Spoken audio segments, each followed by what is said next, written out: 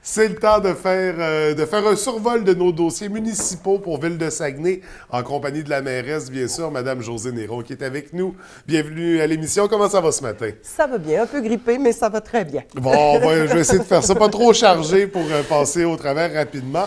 Mais on a quand même des beaux dossiers à discuter. On va commencer avec le dossier Ville intelligente. On sait, bon, la période pour participer est terminée. Là, Mais- où est-ce qu'on est rendu dans ce dossier-là? Bien, notre dossier est complété. On va déposer, on avait une date butoir qui était le 24 avril. Oui. Donc, on va déposer la candidature de Ville de Saguenay pour le 24 avril auprès du gouvernement fédéral dans le cadre du défi Ville intelligente. Ça, ce que ça fait, c'est qu'on va être une des candidates pour pouvoir obtenir un premier prix de 250 000 un quart de million, pour éventuellement, avec ce 250 000 $-là, être capable d'engager une ressource qui a vraiment de l'expertise au niveau numérique, parce qu'il faut savoir que jusqu'à présent, tout ce dossier-là a été entièrement mené depuis février 2017 par un comité de bénévoles, OK. des gens qui viennent de tous les milieux, un comité citoyen, donc des gens qui viennent du communautaire, des arts, de la culture, des institutions scolaires, du milieu des affaires. C'est des gens qui ont pris, je veux dire, qui ont pensé à la candidature de notre ville de février jusqu'à novembre 2017. En novembre 2017, après l'élection, ils sont venus nous rencontrer. Ils nous ont dit, Madame Néron, défi, ça nous intéresse, nous. Le défi de Ville intelligente. Est-ce que Ville veut joindre à nous? Parce qu'on a besoin, c'est Ville qui peut déposer la candidature. Donc, j'avais entendu parler de ce défi-là. D'ailleurs, il y en avait été question dans la campagne. Alors, pour moi, c'était clair que j'avais d'ailleurs pris un engagement de me joindre et de faire en sorte que notre ville puisse déposer. Donc, première étape, ce fameux prix de 250 000 $-là qui va nous permettre d'encore plus pousser le dossier, de l'étoffer et de pouvoir nous positionner pour présenter notre candidature au prix de 10 millions de dollars. Donc, la date limite pour cette deuxième étape-là, c'est hiver 2018-2019. Et le grand gagnant, mais les grands gagnants, il y a deux prix de 10 millions de dollars, vont être connus au printemps 2019. OK. Ce qu'il faut savoir, c'est qu'il y a 2300 et plus personnes qui ont répondu au sondage. Ce qu'on me dit, c'est qu'on serait une des villes qui se qualifie par rapport au défi, qui aurait le plus répondu. Donc, Wow. l'implication. Alors, le message, je pense, qui est très fort. La population veut embarquer dans le processus du numérique. D'ailleurs, Promotion Saguenay, au niveau pour ce qui est de l'axe numérique, Promotion Saguenay en a fait un de ses pôles de développement. Donc, je pense qu'on est embarqué dans le processus. C'est sûr que de gagner le 10 millions accélérerait tout ça, mais notre volonté, c'est de le pousser. On a CGI dans la région, on a déjà des acteurs qui sont dans notre région. On a Ubisoft qui vient de s'installer. On a TVDL qui est là. Écoutez, on a des acteurs, on a déjà de l'expertise. Je pense que c'est à nous de nous positionner pour développer encore plus cette filière-là. Tout à fait. Donc, ce sera à surveiller. Pour la prochaine étape, on a dit jusqu'à l'hiver, et sinon, le résultat, ce sera au printemps 2019. Dossier à suivre. Donc, printemps ou hiver 2019, si on a un printemps comme cette année. On va poursuivre avec la zone industrielle-portuaire de Grand'Anse. On a parlé du plan d'alimentation en eau qui touchera pas la terrière, finalement. Ou du moins, on a une vision qui fait qu'on n'a pas besoin d'aller se servir dans les nappes phréatiques, là. Quand on avait fait la consultation citoyenne dans l'ancienne municipalité de La Terrière, il y avait différents scénarios qui étaient à l'époque sur la table, dont la possibilité d'aller puiser dans la nappe phréatique de La Terrière. On a bien compris le message de la part de la population du secteur de La Terrière. Les gens ne sont pas contre le fait qu'on utilise l'eau pour la consommation citoyenne, mais non pas pour de l'eau de procédé. Donc, on a regardé, parce que vous comprenez qu'on avait quand même d'autres options, mais entre autres, et c'est ça la beauté des consultations citoyennes, il y a un citoyen qui nous avait dit, regardez donc du côté de l'usine d'épuration qui se trouve au bout du rang Saint-Martin. Donc, on a regardé, au départ, on se posait la question, est-ce qu'il y a suffisamment de débit pour pouvoir rencontrer les besoins de la zone IP, la zone industrielle portuaire? On a fait les vérifications et oui, il y en a suffisamment. Autre option qui est sur la table, qui était déjà sur la table à l'époque où on a fait nos consultations, c'était d'aller puiser l'eau directement dans à la hauteur de la prise d'eau, dans la rivière Chicoutimi, excusez-moi, près du rail, près de l'autoroute finalement. Donc, ce que l'annonce de cette semaine va permettre, c'est de vraiment pousser plus loin toutes nos études. C'est un montant de 635 000 Bonjour à tous. qui vient du Fonds d'appui de rayonnement des régions. Un montant qui va nous permettre de procéder à 2 études. C'est un montant au total de 850 000 puisqu'il y a une portion. Oui. C'est le MESI qui fournit et Promotion Saguenay également. Donc, il y a une première étude qui est un montant de 150 000 qui va permettre de tracer et d'étudier de quelle façon on va approvisionner la zone en gaz naturel. Et vous avez une deuxième étude qui est pour l'approvisionnement en eau de procédé, en sécurité incendie et les égouts.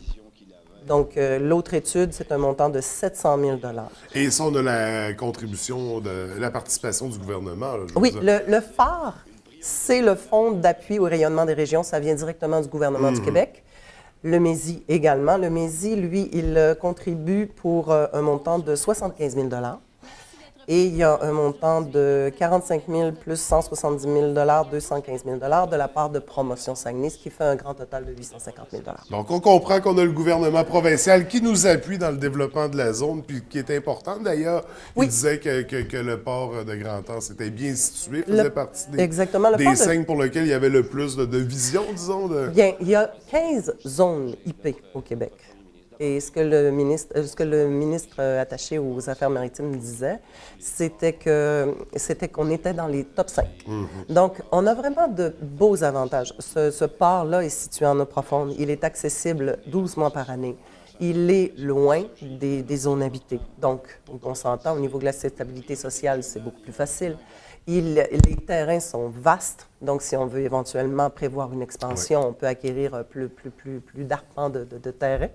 Alors, non, on a un très, très beau site. Maintenant, nous, comme conseil, je vous dirais le conseil de Promotion Saguenay et conseil municipal, d'ici 2020, il faut voir à amener l'eau, le gaz, l'électricité, les égouts. Il faut pouvoir faire en sorte que notre zone IP, pour quelques promoteurs que ce soit BlackRock, que ce soit qui que ce soit qui voudrait s'installer dans le secteur, on puisse lui offrir un clé en main. Oui. Et c'est ce pourquoi les études sont commandées. Donc, pour avoir de nouvelles entreprises qui s'établissent, on va poursuivre. On va y aller rapidement parce que je pense que ça a été bien couvert dans les médias, mais le fameux dossier Grand Défi Pierre Lavoie. Oui. Bon, premièrement, la semaine dernière, on apprenait votre participation. C'est venu en lien avec la confirmation de la subvention qui se renouvelle, subvention de 100 000 Ça fait couler beaucoup d'encre, réagir beaucoup les gens sur les réseaux sociaux. On a fait des parallèles avec des organismes qui sont vus des subventions coupées ou réduites. Bref, on en a vu pour tous les goûts sur les réseaux sociaux, entre autres. Vous étiez revenu par rapport aux retombées. Est-ce que vous pouvez me faire un petit retour là-dessus? Je pense qu'il faut comprendre que même le Grand Défi, on a procédé à une diminution du montant. OK. Quand on est arrivé je vous dirais, en poste, tous ces montants-là, au préalable, étaient donnés par Promotion Saguenay. Donc, comme ville, personne n'était nécessairement au courant. On a ramené ça parce qu'on sait qu'en 2013, le ministère, le MAMO, nous avait demandé de ramener toutes les subventions et les dons qui étaient faits à des OBNL ou quoi que ce soit. Ce n'est pas à Promotion à donner des fonds publics, c'est à ville, c'est à Ville de Saguenay.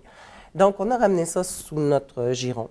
Et on est en train de procéder à l'élaboration d'une grille d'analyse pour que, justement, chaque demande de don soit justifiée par une analyse qui va être la même, donc équitable envers tous les organismes.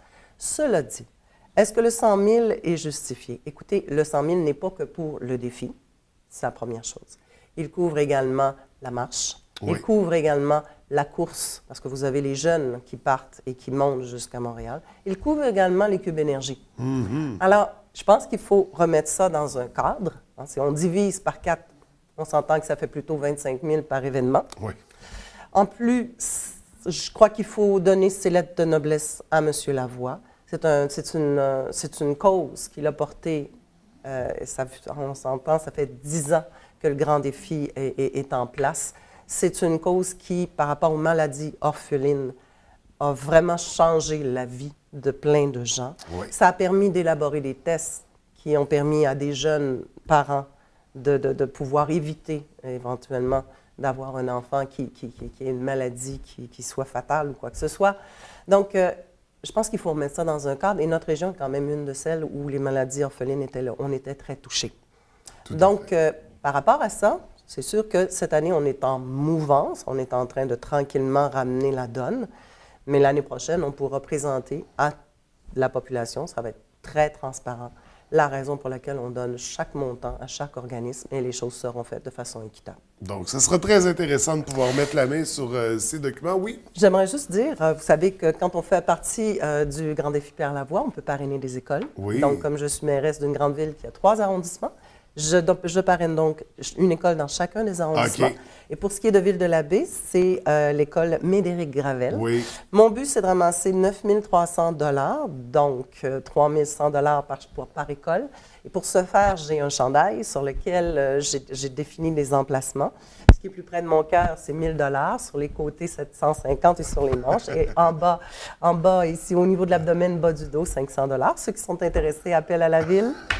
Et je peux vous dire que c'est déjà bien parti. J'ai déjà vendu mes deux et les côtés. Non, ça va bien. Bon, ben il reste les 500 à se procurer. C'est intéressant comme démarche. Écoutez, félicitations pour votre participation. Merci. Bon, on aura l'occasion de vous féliciter quand ce sera vraiment le temps de pédaler. C'est ça, exact. Madame Néron, Église Saint-Édouard, on a une étude. On va avoir les résultats de cette étude-là à l'automne 2018. Exact. À partir de là, on pourra prendre une décision. Exact, parce que, veut pas, on a devant nous un très bel édifice, mais qui a passé quand même plusieurs années sans être chauffé, sans qu'on s'occupe, en manquant peut-être un petit peu d'amour. Un petit peu, pas mal. Hein? Donc, on avait des études déjà, mais pas nécessairement des études qui étaient à date. Alors, ce qu'on a commandé, c'est vraiment un carnet de santé de l'édifice. On veut savoir qu'est-ce qu'on a devant nous. Ça, c'est une première étude. Deuxième portion d'étude, c'est vraiment une mise à jour de l'analyse des besoins en matière de bibliothèque. Donc, pour une population de l'ampleur de l'arrondissement de la Baie. Combien devrais-je avoir de volume, de documents numériques, etc. La grandeur de la bibliothèque et tout. Donc, ces études-là vont nous permettre de nous positionner. Est-ce que je peux sauver l'édifice ou est-ce que je dois plutôt penser à un projet, ce qu'on appelle, nous, un projet intégré d'architecture? Donc, je conserve des portions de l'ancien bâtiment. On le voit à travers le monde, à travers le Québec. Là. J'essaie de lui conserver des portions pour ne pas dénaturer, puis au moins garder son âme, mais je dois quand même procéder à un nouvel édifice. Donc, la question, c'est sur la table.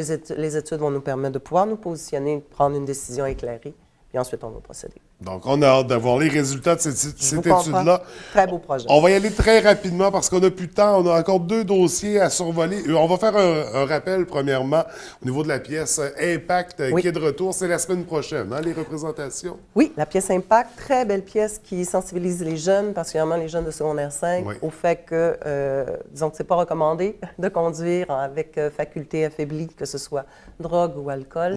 Une pièce qui est présentée, excusez-moi, je veux juste dire ça, 25 avril prochain. En matinée, c'est plus de 2000 jeunes de toutes les écoles secondaires, niveau secondaire 5, qui vont pouvoir venir assister à la pièce gratuitement. C'est une pièce qui a été entièrement montée par le service de sécurité publique, mise en scène par M. Louis Vautier. Donc, pièce qui se veut vraiment, ça le dit, hein, impact. Pas juste impact au niveau de... mais impact au niveau de... toutes les conséquences toutes les conséquences que ça peut avoir au niveau de l'entourage d'un jeune qui soit meurt ou devient paraplégique ou quoi que ce soit. Les gens qui veulent la voir peuvent y aller mercredi soir à 19h30. C'est au Théâtre du Palais municipal.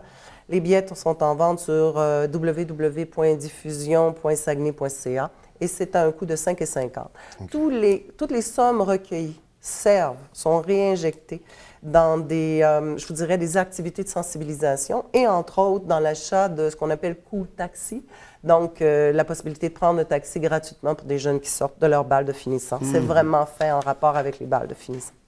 Et on va y aller. Je voulais parler un peu de résidus parce qu'on parle de collecte de matières organiques et d'autres choses. On va en parler à notre prochaine rencontre parce qu'il y a des aspects intéressants parce qu'il y aura une collecte de résidus verts qui s'en vient. Oui.